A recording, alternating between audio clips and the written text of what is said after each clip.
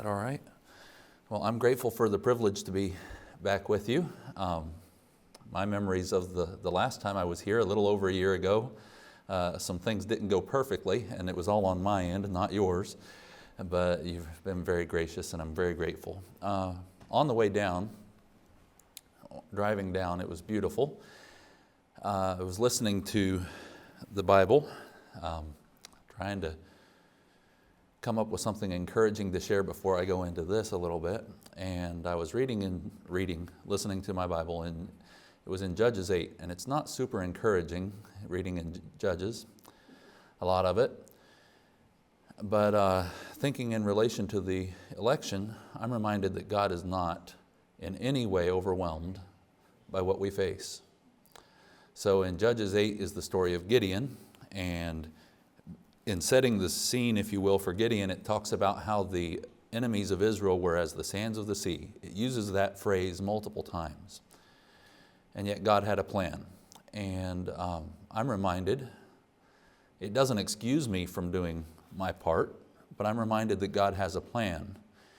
I want to be involved, I'm going to vote, but I'm glad that God has a plan. And then not only that, something stood out to me specifically about Gideon, and you can double check. I've been known to be wrong a time or two. So pull out your Bible and read it. But there was an angel sent, and Gideon made an offering. And then we all hear about Gideon's fleece. I never thought about it, but that was after. God had already sent an angel to talk to him. And he sets out a fleece saying, Lord, if you want to use me, please show me again. And I'm grateful to know that God will make things clear to you. If you're willing and ready to serve, He will make it clear to you what He wants you to do. And not just you, but me. I try to be, I've told God a long time ago that I don't want to be a fool, but if He needs someone who's willing to sacrifice self-image, whatever it is, to be a fool for Him, I want to do my best for Him in whatever way that turns out to be. And I'm glad He still uses people. I really appreciated the song this morning, He Came to Me. I have family, I'm sure you do too, probably, that need Jesus. Family that know a better way than what they're doing right now. And I'm glad God is still working in hearts and lives today, that it's not just for the people overseas, and they matter, but it's also for those that you're praying for. Don't give up. So I am not a preacher, but I want you to be encouraged today. I do want to, it is a privilege to be here on behalf of Holiness Pilgrim Mission. Holiness Pilgrim Mission has been, I'm going to get myself out of line right away. So has been serving and equipping since 1962. Witnesses to the uttermost part of the earth. That sounds familiar, right? The Great Commission. Brother Gibson, you mentioned, was installed in 2011. My experience with Holiness Pilgrim Mission, I thought that Winfield Poe was the founder. I found out that I was wrong. But for as long as I could remember from being a very small child, I thought he had been the director. But very faithful, loving man, and Brother Gibson now in charge. Most of us know Holiness Pilgrim Mission as being affiliated with Haiti. There are 22 churches in Haiti. Brother Gibson is there on a regular basis. Haiti we think of as being rural. I drive down here, I think of this as being rural, and I love it, but it's not quite the same when the road out here is paved versus walking for hours up and down the sides of mountains. Churches, again, rural. Schools. I have heard my own sons, I have 4 sons, complain about school. Your children probably did too. Some people look at it as a privilege to travel up to 2 hours. This school helps children that were traveling farther and no longer have to. Thousands of Haitian children are attending schools or have attended schools through HPM, Holiness Pilgrim Mission. So what's it like in Haiti now? How many of you knew about, not of our denomination or stripe, there was a missionary couple that died a couple months ago. Haiti is so close that sometimes we forget what's going on. Ukraine is important, near and dear. I spent time in Ukraine. Was very fortunate. Ukraine is near and dear to my heart, but we forget sometimes because Haiti is so close. They've been in turmoil for years. But it's gotten to the point where there is really not a lot of effort by the government to control the countryside, is what I'm told. The gangs pretty much are in charge. So I remember when I was going to Bible college, they said the same was true of Mexico. But it makes it kind of hard to visit other churches or to encourage others or to function together when you care for your safety in that way. But God is still moving forward. Carrefour, I think I'm pronouncing that right. I have a friend who used to be a missionary there. There's a church being built. There's an institute, and I'm going fast it feels like, which may not be a bad thing, but there's an institute in southern Haiti on donated land, so to train ministry and vocational leaders. Land was donated, they're building there. Judith here is the director for that. How many of you, me, I would not want to get up here and do what your pastor does every Sunday. If God called, I would do my very best. I say that as far as I know from the bottom of my heart. But it is a privilege that some people have had to be in training. How many of you would want to do it without training? If God called you and told you to stand up next Sunday, and it is a real, it is a ministry to train others, to help them to be able to spread the word of God, to spread the message that He came to me. Discipleship. How many of you, I'm going to ask a lot of questions. I asked Brother Gibson once if the way I did this was okay. I'm not a preacher. He said, oh, you're conversational. That's good. So I guess, anyway, even if you grew up in the church, we always want to learn more how to follow God better, how to follow Jesus. We're always digging. That's what devotions is supposed to help you with. But some people don't just, when they get saved, they don't just automatically know what they need to do. That's what discipleship is about. It's not about telling them you need to follow this rule and that rule and the other. It's about teaching them to have time and a relationship with God and to dig and to find for themselves what God says in His Word. His Word doesn't change. So there are, again, in Haiti, discipleship groups. How many of you, I may have mentioned this last time I was here, how many of you took home ec growing up or in school? Do they still teach home ec in school?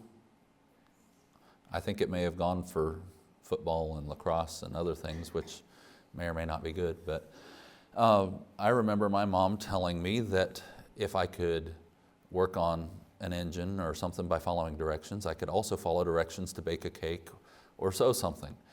It sounds a little different, but it's all about following directions. That looks older than the equipment I used when I was growing up, and yet that can be life-changing for someone. In a third world country, to have a means of making clothes not only for your own family, but maybe to sell in the market, that can be the difference between watching your children go hungry. And it's a lot easier. It's not that Jesus doesn't care about those who are hungry, but it's a lot easier to think about spiritual things when you're not worried about where your next meal is coming from. If you go to the Gospels, you will find that Jesus also ministered to people's physical needs, feeding 5,000 people before or during or after preaching to them. Again, a class here for cooking and discipleship. So Wycliffe Mozart is translating courses into Creole. Now, when I mention courses, you'll hear me talk a lot about Shepherd's Global Classroom. Shepherd's Global Classroom, Brother Gibson actually wrote some of those courses, but it's designed to be, it's a series of 20 courses on different topics, Christian beliefs, apologetics, Christian leadership, a variety of topics designed to be used for training directly. And it's intentionally tries to avoid vernacular, local phrases and stuff that would be hard to translate so that it can be easily used in other cultures. So Wycliffe Mozart is working on translating courses into Creole. If you're familiar with Haiti, that is half of an island. The other half of the island is the Dominican Republic. In the Dominican Republic, there are several churches. All of them were previously rented spaces, so that means the church was paying on a regular basis to have a place to meet. These churches were all built or purchased by Holiness Pilgrim Mission to end the rent expense. So when I grew up, or the stories I read, all talked about missionaries that went and stayed for the rest of their life somewhere. They expected to die in whatever other foreign country because they couldn't travel back and forth easily. As the world has changed, we can fly now and go to any of these countries in a relatively short time. People come back, they don't stay. It's not that they're not dedicated, but they don't always stay for the rest of their lives. We don't need to set up something somewhere where people are dependent on us for as long as we can keep giving. So when we talk about a church that was built and ending that expense, that allows the church to become self-sustaining in their area. There is an institute graduation in the Dominican and a new class. I'm amazed by the colors, vibrant. I like lots of color. Here's Daniel, an institute teacher, bouncing across the world. So knowing that Holiness Pilgrim Mission has been primarily concerned with Haiti and or the Dominican for most of its history, this becomes the new. How many of you are aware that there's still a war going on in Ukraine? I think we're all aware of it. It's been brought up different times in politics in our election cycle, the war that's going on. It's still going on now. Friends of mine talk about there's still 50 or 60 drone strikes a night. Ukraine has lost control of another more eastern city recently. There's all the signs of an ongoing war. Most of us have not had to experience or see that. This picture speaks to me. I see lights on, people still living in what is essentially a bombed out building. And it reminds me that in a time of war, people can't just stop living for the soldiers to do their thing and then come back. It doesn't work that way. So there's still people that have to tend their gardens, they have to work, they have to provide, for their families. I'm sorry. But all of life still has to go on, and it amazes me to think about people living on the, I don't know, I never tried to count. We'll say that's 16 floors or more, 9, 16, 25 are numbers I remember from when I was there. But people living on the top floor of a building that's bombed, and that's their home. So we have the privilege of being 5,000 miles away. It doesn't affect us in the same way, but the same thing that I mentioned as being encouraging to you encourages me about this, that God has not been surprised by any of this, that none of this overwhelms him. Over here, you don't really see much of his face. Pastor Armand is carrying medicine on a regular basis and food to bombed out villages. On the front lines, hundreds of people die on a regular basis every day. I remember reading stories about World War II and about how the Germans would round up people to send to concentration camps. It didn't dawn on me until many years later that they also rounded up people to put into the battle. When it got later in the war and all of their young soldiers were dying. Now in both Ukraine and Russia, they are impressing people on the streets and giving them a uniform and sending them into war. So you may be buying groceries for your family today and part of the army tomorrow. Vadim was a former student of Brother Gibson's there at Kiev Wesley Bible College. A husband and father died in the war in March. Nova Odessa is where my parents were, so I always mention at some point, Holiness Pilgrim Mission does not support American missionaries on the field. My parents were American missionaries on the field in Nova Odessa. As far as I know, there haven't been others since. The congregation in Nova Odessa has grown during the wartime. I mentioned Jesus feeding people. The home that my parents lived in is currently operating as a bakery, and they give out bread. The guy that is operating that also was a student of Brother Gibson, and he preaches at least once a day. He preaches to people and then he hands out bread. Again, it sounds like a familiar model. He tells us that just in the last couple of months he started a Sunday school in another town and a church in another town. I've heard people complain or say, well, what if they just come for the food? And I think Jesus talked about that, again, with people that left him after. But I think God cares about people's physical needs. He cares about mine. I pray about my needs. And he answers prayer, and I'm glad he's still answering prayer. So record attendance, and there's a recent baptism picture there. So all of this, we know about world events, things going on. What's the purpose of missions? Missions is to tell people that Jesus came for them, for me, for you. So the harvest is great. What does that mean? The last statistics I read said that the world is approaching, or roughly 8 billion people, roughly 8 billion people in it. That's a number bigger than I can really wrap my mind around. Try to bring it down to something a little closer. They say that there's 110,000 people that die every day, of which 60,000 never met somebody who claims to be a Christian. Those are numbers that I can get a little closer to. Can anybody, if anyone was to guess, what's the population of a local town like Versailles or Madison, something like that? Any idea?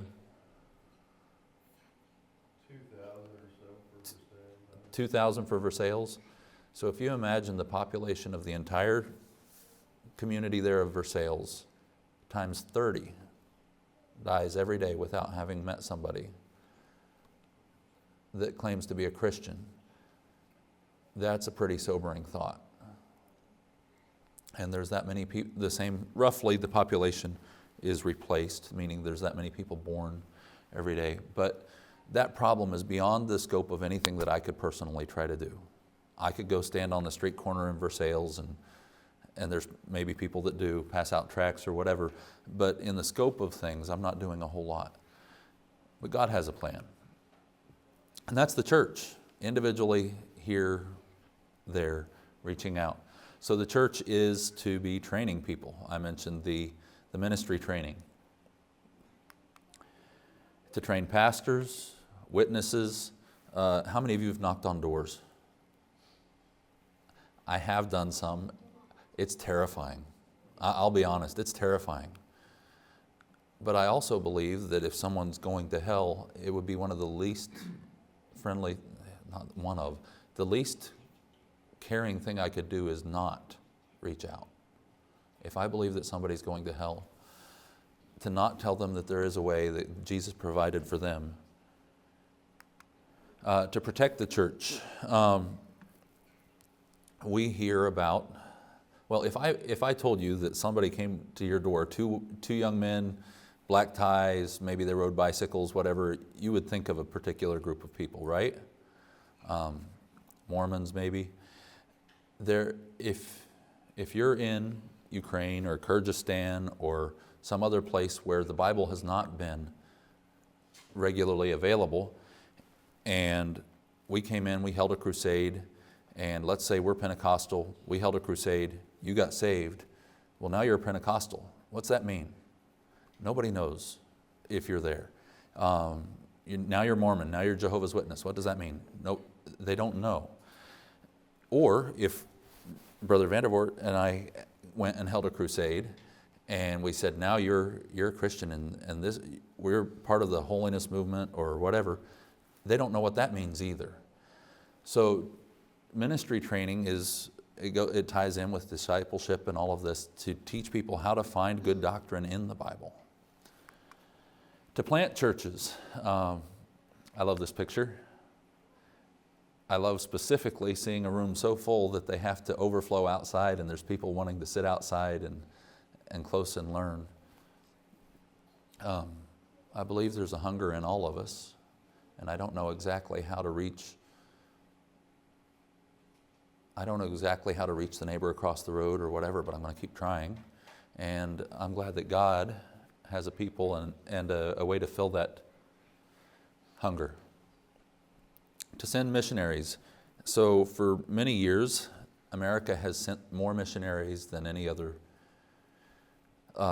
nation. My understanding is that that's no longer true, that there are other countries, maybe not individually sending more, but I've read of New Guinea and different countries in Europe and in Asia that are sending missionaries actively now.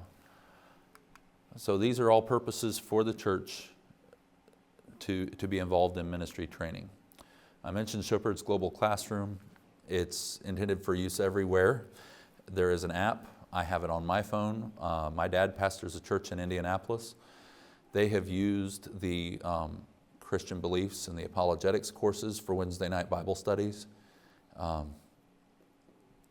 It is free and available to you. Eastern Europe, so that is the Ukrainian flag there. I don't recognize this particular view, but Eastern Europe is,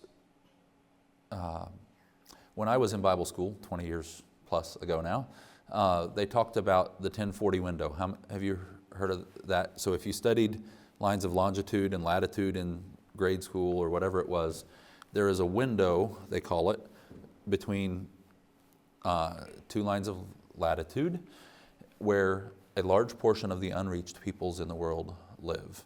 A lot of Eastern Europe and then Asia falls into that window. So they used to call them creative access countries, meaning that the countries were actively against the spread of Christianity. We are trying to find ways to reach into those countries.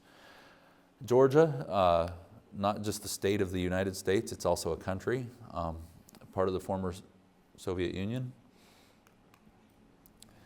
There's ministry training happening in Georgia. Group there. So pastor in Georgia says that he and many other pastors are using these and training people out of them. This looks like, I don't know, if I was to guess, an Eastern Orthodox church. It's amazing. So if I go to Goodwill, I can find probably 4 or 5 Bibles at least, which last I knew they'll give you. I can probably find a concordance or 2 of some sort, something to study. In many of these other countries, they do not have anything, any kind of study aids written in their language. So imagine finding a friendly reception if you went to, I don't know, the Catholic Church here to talk to them about holiness and about, that's not likely to happen. But in Georgia, they were able to present the training that we're using in the traditional church. Moldova, this gentleman, I believe his name is Eugene, or I butcher it every time I try to say it, but anyway. My understanding is he's in his 60s and works a full-time job at a lumber mill, and in his spare time he's planting churches. Lord, give me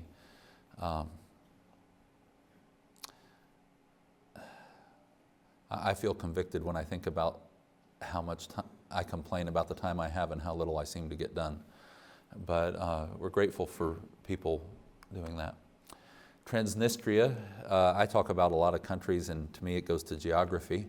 When I was in school, Transnistria was not a country. It is still not recognized as its own separate country. It broke off from, I believe, Romania in '95. they got a hold of some materials and they called us asking, hey, can you come help us? Can you show us more how to use this? Alexei, on the right there, is our representative in Russia. So I mentioned there are no Americans being supported.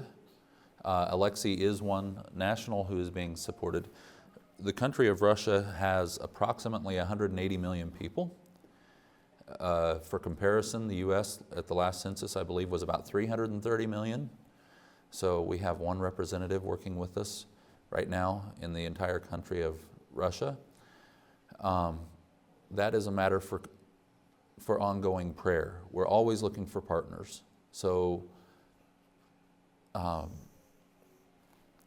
lot of people, when they find out that you're American, they want to partner with you. Doesn't matter what you're doing.